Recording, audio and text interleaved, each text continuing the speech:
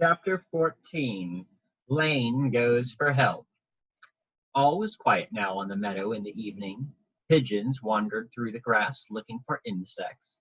The sky was pale and rosy. The sea lay smooth as milk at the foot of the cliffs. Even the monotonous sound of Gabriel's sheep pulling up grass had stopped. Dull-eyed, they pushed with silent effort against the wire fence where one of the posts had come loose from its fixings. George's sheep took no notice of any of that. They were still sitting under the shade tree, marveling. "You made it," said Cordelia admiringly. The other sheep were silent. Their hearts were still beating fast at the tale of Melmoth's adventures, the glittering knife, the carrion eater's scent, the howling of the butcher's dogs. Melmoth was silent too. He looked a little as if he were still wandering through the stone quarry. In a strange way, he looked young again. "Go on," bleated a shaky voice. The winter lamb. Melmoth quickly turned his head. "Go on with what, young grazer?" The winter lamb, alarmed, hid behind the trunk of the shade tree. "I mean, how does the story go on?"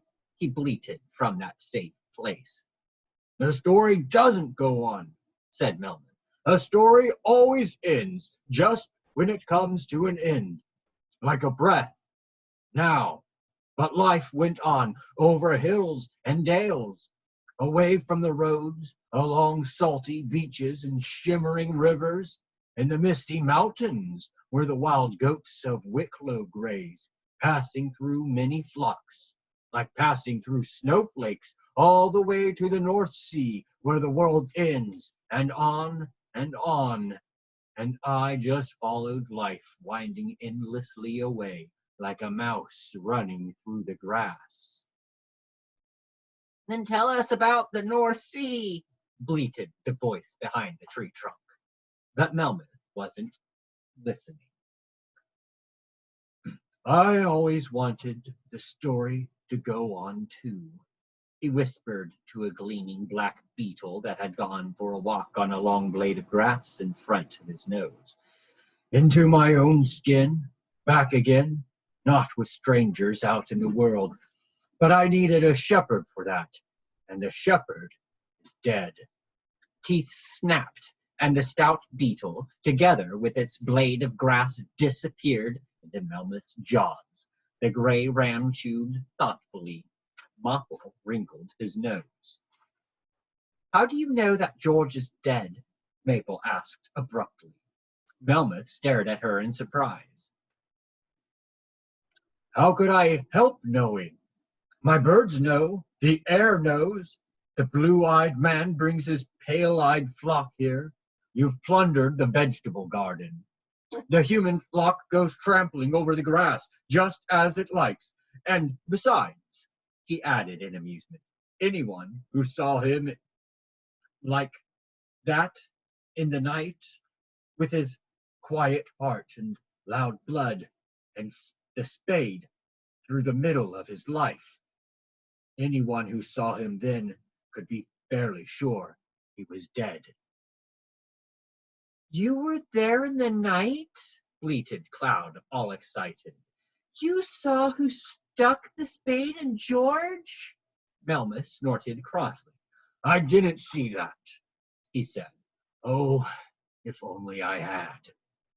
"But afterwards?" asked Maple. "Just afterwards?" "The night birds hadn't started singing again yet. I found him before the carrion beetles did. I found him before all the warmth of life had quite escaped into the darkness." "And then?" asked Maple intently. "What did you do then?"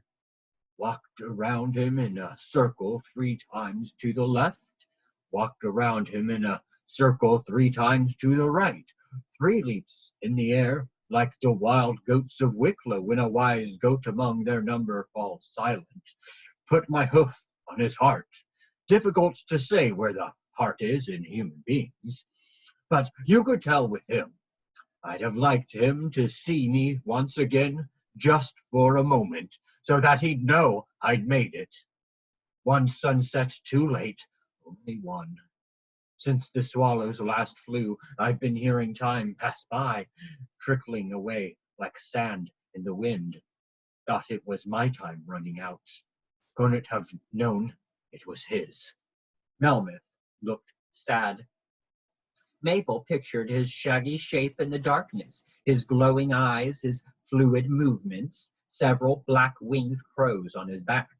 That solved the mystery of the hoof print. She nodded. The wolf's ghost. She saw it clearly before her. The other sheep looked at her, troubled. They didn't like to think of the wolf's ghost, not even in broad daylight, when the sun was shining down on their fleeces and the gulls were screaming. Maud suspiciously scented the air on all sides. The brightest sheep looked at Melmoth. Slowly it dawned on them. No wolf's ghost in the meadow, only Melmoth. Although only didn't seem quite right for Melmoth. They were all wondering privately whether they ought to be as badly frightened of Melmoth as they were of the wolf's ghost, or alternatively as little frightened of the wolf's ghost as they were of Melmoth. Or then again, the other way around. Uneasiness came over the flock. Lane and Mopple, who had been resting comfortably on the ground up to this point, rose nervously to their feet. No one else moved.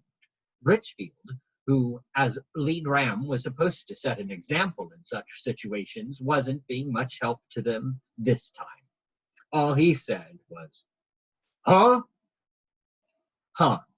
Did that mean there wasn't a word of truth in the story of Melmoth and the wolf's ghost? Did it mean that more than one wolf's ghost was needed to upset Richfield? Did it simply mean that he just hadn't understood something properly?" They looked at each other, baffled. Finally, their hunger came to the rescue. While Melmoth was telling the story of that night in the quarry, not a single sheep had been grazing. They had been running away with him, hearts beating wildly. They had trembled. They had hoped. Now their main feeling was hunger. It was lucky that the Pamela stories hadn't been like Melmoth's, or they would probably have ended up a very skinny flock. Wolf's ghost or no wolf's ghost, the sheep began grazing with a hearty appetite. As they worked away, jaws munching, lips tearing up plants, nostrils and thoughts buried deep in the grass, their tension melted away like mist. But then something moved in Cloud's fleece. The lamb slipped out. His legs were trembling, but he had a determined expression on his face. He looked around the meadow. Melmoth was standing only a few steps away, as if he were expecting him. The two of them looked at each other. "They say you're the wolf's ghost," said the lamb, still rather hesitantly. "I'm Melmoth," said Melmoth. "Then isn't there any wolf's ghost?" asked the lamb, wide-eyed. Melmoth lowered his shaggy gray face to the lamb. The corners of his mouth crinkled. The crows on his back cawed mockingly. "But you saw him with your own round eyes, didn't you, little grazer?" "I did see him," said the lamb gravely. "He wasn't like you. He was scary." Melmoth snorted in amusement, but before the lamb could begin to feel silly, he turned serious again. "Listen, little grazer, listen carefully. With those nicely shaped ears, listen with your eyes, with your horns that haven't grown yet, with your nose and head and heart."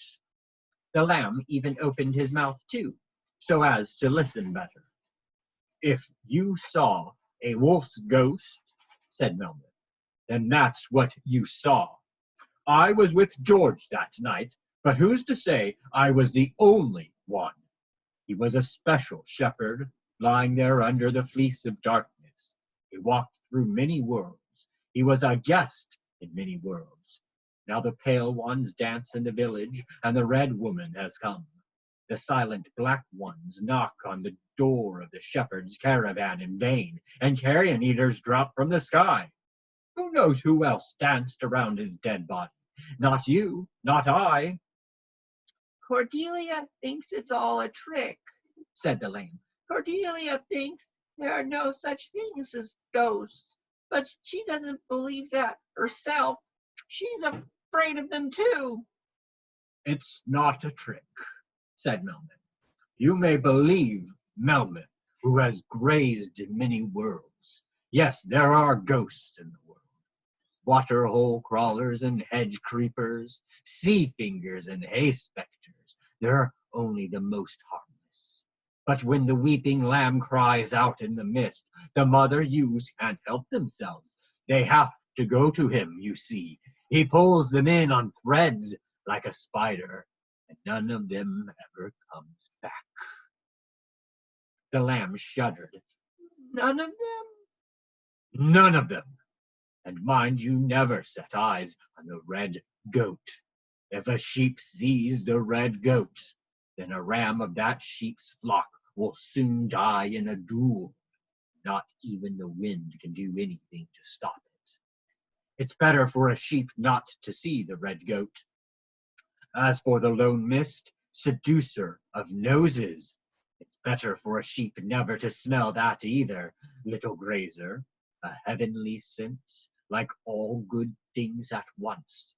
Herbs and milk and safety, the scent of a ewe in autumn, the smell of victory after a duel.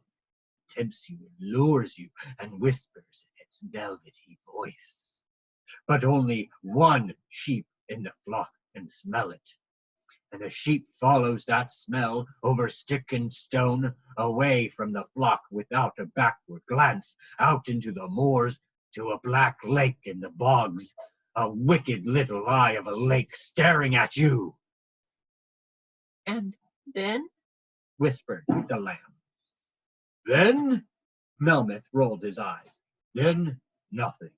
No one has ever got beyond that wicked eye.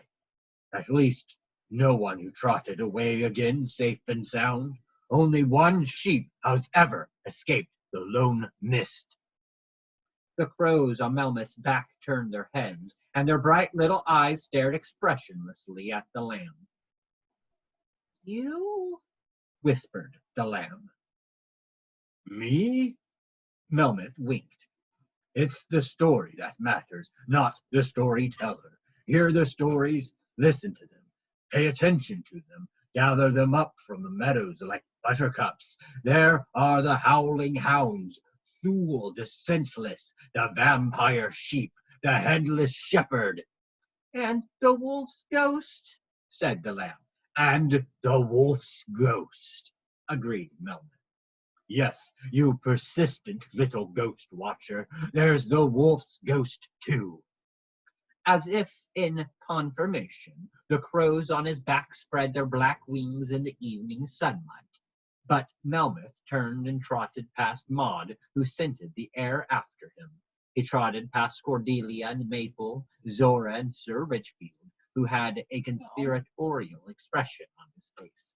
Then Melmoth disappeared into the gorse hedge, and a moment later it seemed to the sheep as if they had only dreamed the strange grey ram. But Richfield looked happy. He's just gone for a stroll, he said. He always liked the night. A shame to waste it sleeping, he used to say. He'll be back. No sheep may leave the flock, unless that sheep comes back again, he added, to be on the safe side. After Melmoth had gone away, the meadow seemed oddly empty to the sheep, mysterious, like a calm, deep sea. They all crowded together on the hill and listened first to the silence and then to Miss Maple, who was busy investigating. Now we know why George left the flock, she said. On the night Melmoth was telling us about, he discovered that his was the wrong flock. It had killed McCarthy. Imagine you're living in a flock, and one day you find out that the others aren't sheep at all. They're wolves. Oh, The sheep stared at Maple in horror. Only the winter lamb bleated mockingly. But it was a secret, Miss Maple went on. Wolves that couldn't just be identified by the scent, wolves in sheep's clothing. And it wasn't to get out. I think it's what humans call justice when something gets out. Gets out of what? Asked Othello, who was beginning to take an interest in the case.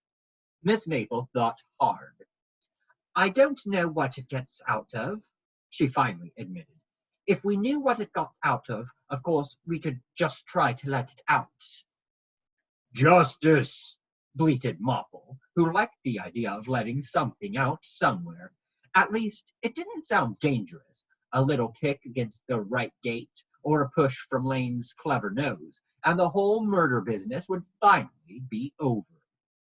But then he wondered why justice had been shut up in the first place. Was it dangerous? And dangerous only to humans, or to sheep too? Mopple kept his mouth shut and made a very sheepish face. He decided to opt for saying nothing and chewing the cud at such meetings in the future. It's interesting to stop and think who was afraid in Melmoth's story, and why, said Miss Maple after a short pause. George and the butcher were afraid of the body at first. We know that. A body tells you that death is somewhere nearby, and everyone's afraid of death. Hesitant bleats of agreement. This subject of conversation was definitely too morbid for the sheep. However, Miss Maple went relentlessly on. But then, she said, George and the butcher were even more afraid once they knew that the murderers knew that they knew. The sheep looked at each other. Who knew what? Miss Maple made use of the general bewilderment to pull up a fat golden buttercup and chew it conscientiously. Then she went on. And why? Because the murderers are afraid too, afraid it will get out. That makes them dangerous, like dogs. Dogs who are afraid are twice as dangerous. Dogs who are afraid bite. Suddenly, a new idea seemed to occur to her. She looked at Mopple, who was still concentrating on chewing the cud.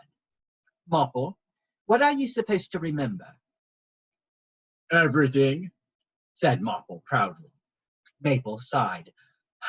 And what else? Mopple thought for a split second. Then he said, Goblin King. Miss Maple nodded. Now we know why the children were afraid of George. Even though he never hurt anyone, they'd learned fear from the older humans, like lambs. George was a danger to the older humans because he knew the secret. The sheep, impressed, stayed silent. Miss Maple really was the smartest sheep in all Glenkill. But perhaps none of that has anything at all to do with George's death, said Zora. After all, they left him alone for years, almost as long as a whole sheep's lifetime. Why now, all of a sudden? Miss Maple shook her head vigorously. It must have something to do with it. The spade here, the spade there.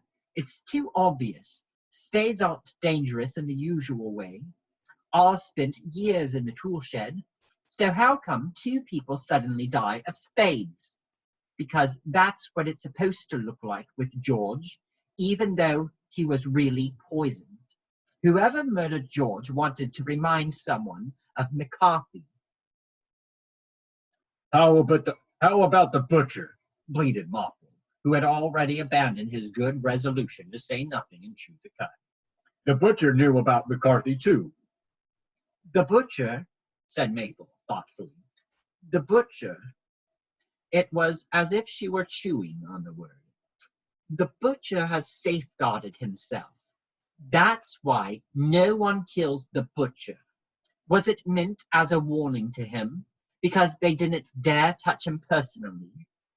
On the other hand, said Maple, twitching her ears, on the other hand, it could be just the opposite. Perhaps someone wants it all to get out now, Perhaps he murdered George so that it would all get out at last. And now, after failing with George, he has his eye on the butcher. The village people are afraid of the butcher. We've heard that they don't want him to die, even though no one likes him. It's a love story, pleaded Heather defiantly. Not if the butcher comes into it, said Maple. But Miss Maple seemed to think that even the butcher could feature in a love story. Why not? She said. The butcher seems to be interested in Kate anyway, and he knew what happened to McCarthy back then. Perhaps the butcher stuck the spade in George to make it look as if the others had done it again. All of them together. No one would dare to give him away because he's safeguarded himself. All this thinking on Miss Maple's part was making the sheep dizzy. Wherever she put her sheepy nose, new possibilities came buzzing around like flies from the feeding trough. It seemed to be more than Miss Maple herself could cope with now. We still don't know enough, she sighed. We need to know more about human beings. They all decided to recuperate from the strain of so much detecting in the hay barn. After the hot day, it was musty and stuffy in the barn. The heat had hunted old smells out of all the corners and nooks and crannies. A young mouse who had died under the wooden planks last summer, George sweating as he forked hay through the hatch in the roof and down on them, a fragrant shower, a screw that had fallen out of his radio and still smelled the way it used to, of metal and music, blood and the stinging ointment dripping from Othello's wound to the floor, swallows' eggs under the roof, the smell of oil, the smell of many lambs, the smell of snow, powder on butterfly wings. All these smells scurried round the hay barn like inquisitive rats. Sleepily, Maple listened to them. In spite of the heat, she soon dropped off. It was cool in her dream. She was standing beside a brook, and the brook was murmuring to her, gurgling, humming, singing. The brook was saying that everything flowed towards the sea and nothing ever came back. But Miss Maple didn't trust the brook. There was a large flock of magnificent white sheep grazing on one of its banks, and sometimes one of them crossed the brook. Every time it reached the other bank, it was a black sheep, black from head to hoof. Maple strained her eyes to see just how and when the change happened. The black sheep stared longingly back to the bank where the white sheep grazed, but the white sheep didn't seem to notice them until one of the black sheep took a run and leaped back over the brook. But it didn't turn white again. In mid-leap, it turned into a large gray wolf. The white sheep scattered before it, running straight up into the sky. In her dream, Maple made up her mind to notice just how they did it, so that she could tell Zora later. But in her dream, Maple also knew that she would never be able to bring the secret back past the moment of waking. An unnerving smell wafted down from the sky. Maple woke from her dream with a start and was back in the dark heat of the hay barn. The smell of a flock of sheep. Strange sheep, quite close. Only a moment later did she remember that Melmoth was back with them now. Melmoth, who smelled like a flock of half-sheep. He had probably returned from his nighttime stroll sooner than expected. Maple reassured herself. She wondered why Melmoth smelled so strange, different from all the other sheep she knew. Perhaps it was because of his wandering life. Melmoth had never lived the way sheep normally live, so why would he smell like an ordinary sheep? It could be to do with the flocks he had met, flocks where he had felt good and stayed for a little while. So many different lives begun in so many different flocks, and none of them grazed to the end. It made Maple dizzy to think of it. No wonder Melmoth smelled like many different sheep. Or perhaps it wasn't that at all. Perhaps Melmoth had met special sheep that he liked during his wanderings, and had brought them away with him as a memory, as a smell, as a grazing habit, as a voice in his head. Had Melmoth chosen himself a flock of ghostly sheep, which he was now leading along behind him on invisible scent threads? This idea made her uneasy. She'd never get used to Melmoth's scent. No sheep could. As if to confirm that thought, she smelled the strange flock outside again. And suddenly she was wide awake. Not Melmoth. Nothing half sheepish, nothing mysterious and inexplicable. A young, shallow, greedy scent. Gabriel's sheep. Very close. Maple bleated in alarm. It was a penetrating bleat, and instantly brought the sheep back from their lush dreamland pastures to the night. Heads were raised everywhere, peering around. A little later, George's flock was standing at the door of the hay barn, watching the goings-on in their meadow. A closed phalanx of muscular necks and munching heads was moving towards them. Gabriel's sheep had somehow managed to break out of their fenced-in patch of the meadow and were now grazing towards the hay barn, close together, side by side, unstoppably. In the dark, their bodies looked even paler, giving off a wan light.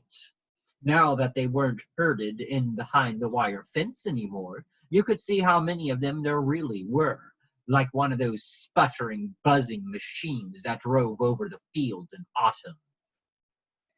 Gabriel's no good at putting up fences, said Zora tartly. He's a bad shepherd.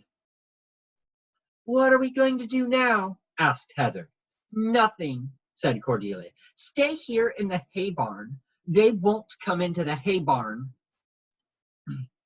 But we can't let them graze our whole meadow bare. Mopple was beside himself. Where are we going to graze tomorrow ourselves? We must drive them off. Do you see how many of them there are? How are we going to drive all of those off? Asked Zora. I wasn't even able to talk to them. But we have to do it somehow. Maple wasn't giving up. They'll eat up everything. The hill, the clover on the cliff tops, the herbs down the cliffside, the herbs of the abyss. Not all of the herbs of the abyss, said Zora proudly. George's place, Mopple suddenly bleated. They'll graze George's place bare. The sheep looked at each other in alarm. George's place, whispered Cloud. Everything we mustn't graze ourselves. The mouseweed, said Maud. Sheep's ear and sweetwort, said Lane. Milk grass and oats, said Cordelia. It turned out that the sheep had a remarkably good knowledge of the plants that grew on George's place. The thought of George's place tipped the scales. It was bad enough if Gabriel's sheep were devouring what was really theirs, but to think of them devouring what was meant to be a memento of George too, the grazing they had voluntarily given up themselves. No, Mopple was looking furious. They're not going to have George's place. And so it was decided that the sheep would defend George's place. Led by Mopple, the flock trotted over to George's place. If Mopple the whale wasn't afraid, then it couldn't be so very dangerous. Once they had reached George's place, they stood around at first, uncertain what to do. How do you defend a meadow from grazing sheep? But then Othello showed them how they could form a circle around George's place, a sheep next to a sheep, shoulder to shoulder, heads turned towards the strange flock. Othello himself stood in the middle of the circle. From there, he could lend a hoof anywhere and help to keep Gabriel's sheep off. Now, you just have to keep standing where you are, said Othello. If they can't get past you, they won't graze George's place bare. It's that simple. It did seem surprisingly simple at first. When they saw the pale wave of sheep rolling towards them, however, they felt doubtful again. Some of Gabriel's sheep were already raising their heads and scenting the air in their direction. George's sheep tried to give a determined impression, without conspicuous success. A strange ram bleated something. Then Gabriel's sheep trotted towards them. "Fodder!" they bleated. Fodder! George's sheep looked at each other uncertainly. What did being a meat breed actually mean? The first of Gabriel's sheep had reached the ring of defenders and were craning their necks in the direction of George's place. What they scented there seemed to convince them. They began forcing their way through George's sheep as they would have forced their way through a hedge. Mopple bleated indignantly. Now that they knew where the best grazing was to be found, Gabriel's sheep kept quiet, as if there was nothing else in the world to say. Inexorable as surging water, they came ruthlessly closer and closer to George's place, with their sinister eyes and their blank, sinister faces. But for Othello, George's sheep wouldn't have held out for long. It wasn't just the confused pushing and shoving, it was a stress and strain, too. Suddenly, Cordelia uttered an indignant bleat. A young sheep with short legs had managed to push her aside and break through the defenders. Othello immediately came galloping up, and in a single great charge sent the intruder flying to the other side of George's place and out again. "This isn't going to work," he muttered. George's sheep were forced to retreat step by step. Mopple alone still stood in his original defensive position, like a rock among the breaking surf. He looked in alarm to all sides, where Gabriel's sheep were succeeding in pushing his own flock further and further back. Zora was looking stoical, but her back legs were already among the forbidden herbs. There were just too many of Gabriel's sheep. Suddenly Othello came up beside Lane. "Lane, run," he told her. "Find Melmoth. Bring him here." "Find him where?" Lane was a sheep who knew what mattered. "I don't know," snorted Othello irritably. "Anywhere." It didn't sound exactly promising, but Lane was glad she didn't have to stand around like a part of a living hedge anymore. She could run. Lane was the fastest sheep in the flock. Without a word, she pushed her way through Gabriel's sheep and galloped off.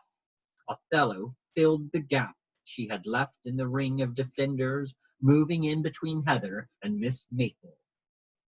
"But how will Melmoth get them away from here?" asked Heather. "He's not their lead ram. They won't follow him." "No, they won't follow him," said Othello. "They'll run away from him." Maple snorted incredulously. Even Heather looked skeptical. By now, Gabriel's sheep had discovered that it was simpler to stand sideways and lean their whole weight on the defensive ring. George's sheep groaned. Then Zora lost patience. She nipped an intruding sheep sharply on its nose. The sheep bleated in alarm. The strange sheep raised their heads, and for a menacing moment nothing at all happened. Then the pushing and shoving, the pushing back and resistance went on. At least they had had a moment to get their breath back. But the sheep who had been nipped had sounded so hurt that none of George's sheep felt like trying violence again. Then, all of a sudden, Gabriel's sheep stopped shoving. They just stood there, listening to the darkness. Their flanks rose and fell, quivering with strain, or perhaps with something else. All around them, circling ever more closely, a dark body was hunting through the nights. Later, none of the sheep could remember exactly what had happened. It had been a sequence of light and breathless panting, of crowding together and scattering, of blind excitement and tense expectation. There was never any panic, never a sense that there wasn't any way out. There was always another step to be taken. Somewhere out there, someone was hurting them in a masterly manner. After a short time, it could only have been a short time, because their breath was coming clear and their hearts thudded only with excitement. All the sheep were back where they belonged. George's flock in the hay barn, Gabriel's flock behind their wire fence.